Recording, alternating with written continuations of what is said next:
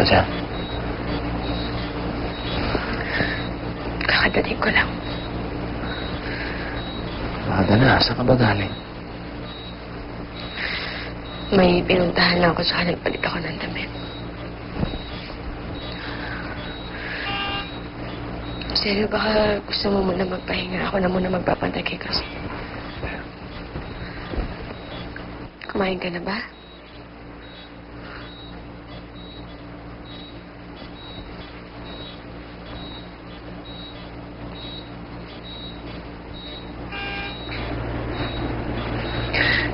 Seryo? Paano kung hindi na magising si Cruzita?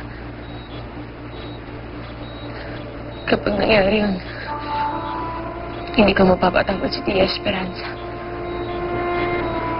Hindi tayo mawala ng pag-asa. Mapait na naman anak natin eh. Hindi mo siya papabayaan ng Diyos.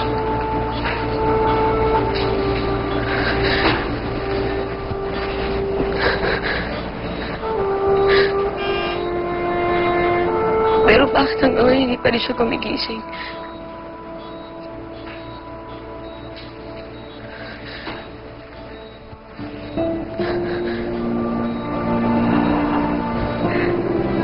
Pero magtatatlong araw na hindi pa rin gumigising yung anak ko. Gising siya.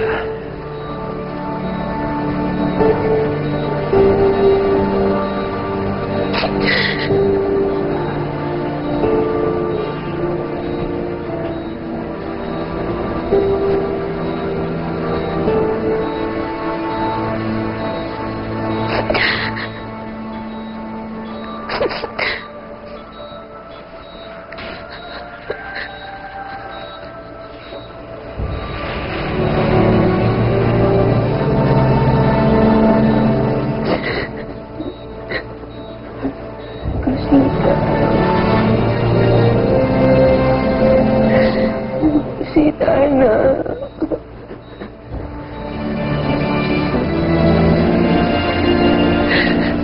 Sita na, nagising ka na. Anak, nagising ka na.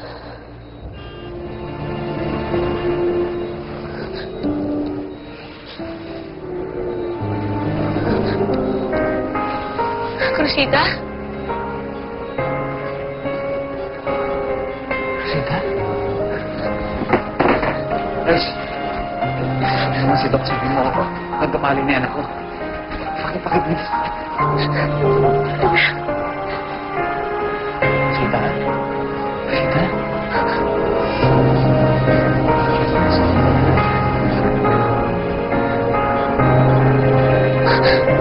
Doc? Doc, nag-respond siya. Process mo lang po.